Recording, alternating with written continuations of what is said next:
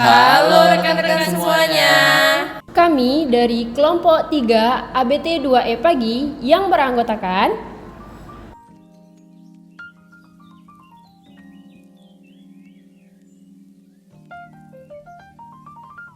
Di sini kami akan menjelaskan tentang dua aplikasi, yaitu aplikasi Microsoft Excel dan SPSS.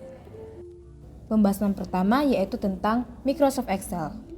Microsoft Excel pertama kali diluncurkan pada tahun 1985, namun hanya tersedia untuk sistem operasi macOS. Dan itu pun masih hanya bernama Excel tanpa ada kata Microsoft di depannya.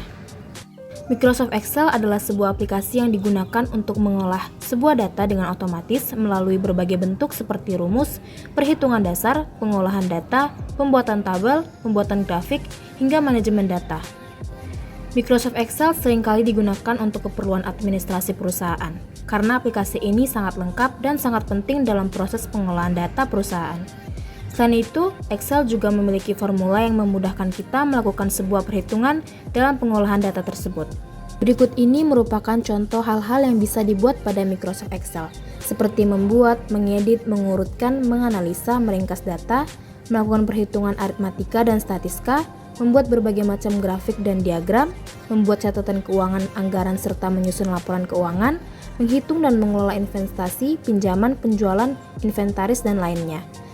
Berikut ini merupakan fitur-fitur utama di Microsoft Excel. Pertama ada Quick Access Toolbar. Ini merupakan kumpulan tombol pintas yang digunakan untuk perintah umum. Misalnya, tambahan atau pengurangan sel, hingga menu default, save, undo, dan redo. Selanjutnya ada Ribbon. Ribbon merupakan kumpulan tab yang sudah disusun berdasarkan kategori tertentu, misalnya Home, Insert, Page Layout, dan Formulas. Masing-masing tab berisi beberapa kelompok perintah, misalnya font, alignment, dan number.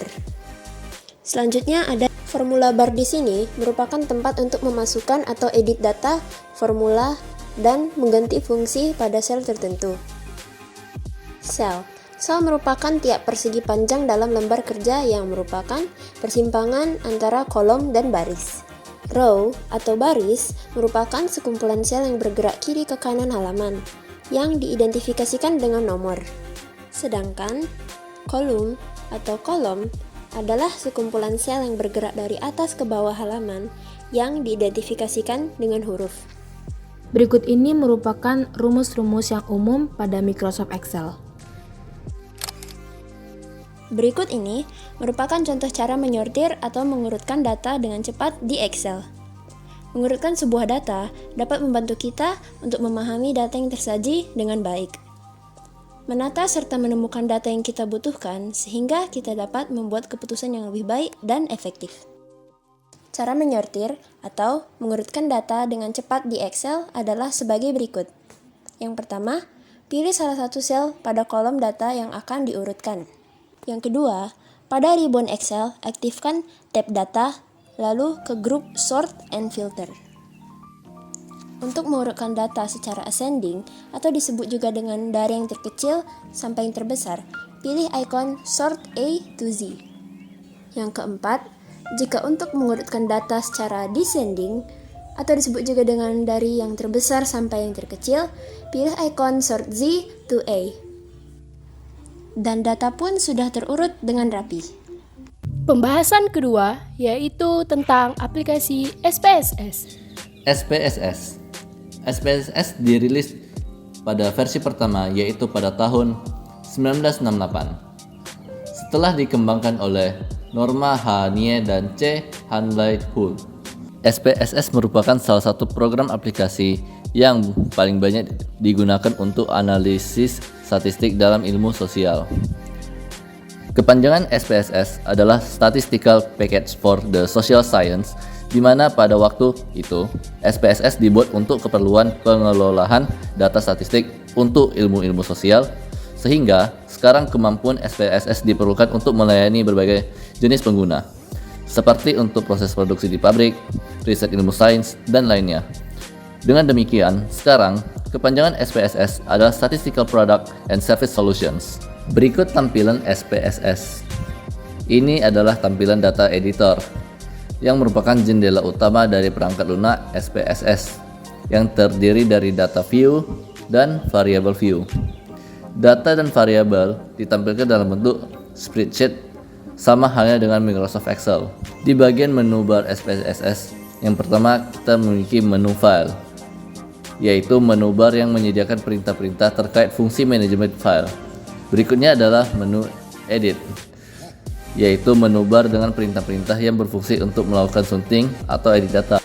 Berikutnya ada menu transform, yaitu menu bar yang berfungsi untuk melakukan transformasi variabel terkait pembentukan variabel baru dari variabel yang telah ada. Selanjutnya, menu analyze, yaitu menu bar yang berfungsi untuk melakukan analisis statistika, mulai dari analisis statistika deskriptif hingga analisis regresi, parametrik, serta non-parametrik. Selanjutnya yaitu menu grab.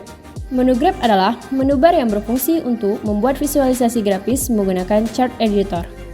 Dan yang terakhir ada menu utilities.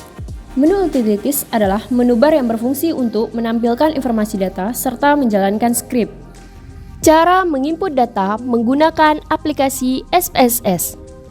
Berikut langkah-langkah dasar untuk menginput data menggunakan SPSS. Langkah pertama, pastinya kalian perlu membuka aplikasi SPSS sesuai dengan versi SPSS yang terinstal di komputer kalian. Langkah kedua, karena akan dilakukan analisis data sederhana, kalian perlu close dialog file dengan cara klik icon X pada pojok kiri dialog files. Langkah ketiga, input data melalui lembar kerja dengan tab Data View. Data View di sini adalah tampilan lembar kerja SPSS untuk menampilkan isi dari input data. Data yang dimasukkan diinput secara vertikal. Kemudian, perangkat lunak SPSS akan membuat variabel baru dengan var 0001. Langkah keempat, mengedit dan melihat variabel data pada lembar kerja. Caranya, kalian dapat mengedit variabel view untuk mengubah nama variabel, tampilan data, tipe data, dan panjang tampilan data. Kemudian, variabel terbentuk menggunakan tipe data atau measurement scale. Langkah kelima, menyimpan data yang telah diinput.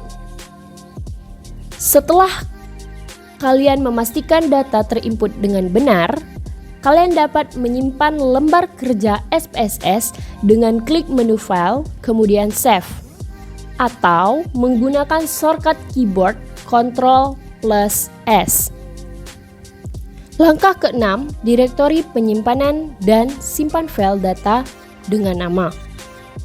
Caranya, jendela Save Data As akan terbuka untuk menyimpan file data yang telah diinput. Kemudian, pilih direktori penyimpanan dan simpan file. Dan kalian bisa klik Save, maka file akan tersimpan. Langkah ketujuh atau terakhir, melihat file tersimpan.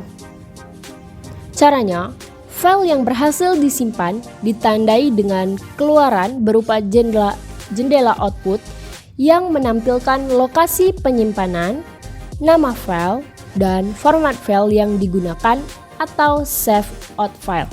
Sekian penjelasan tentang aplikasi Microsoft Excel dan SPSS dari kelompok kami, dan Terima kasih.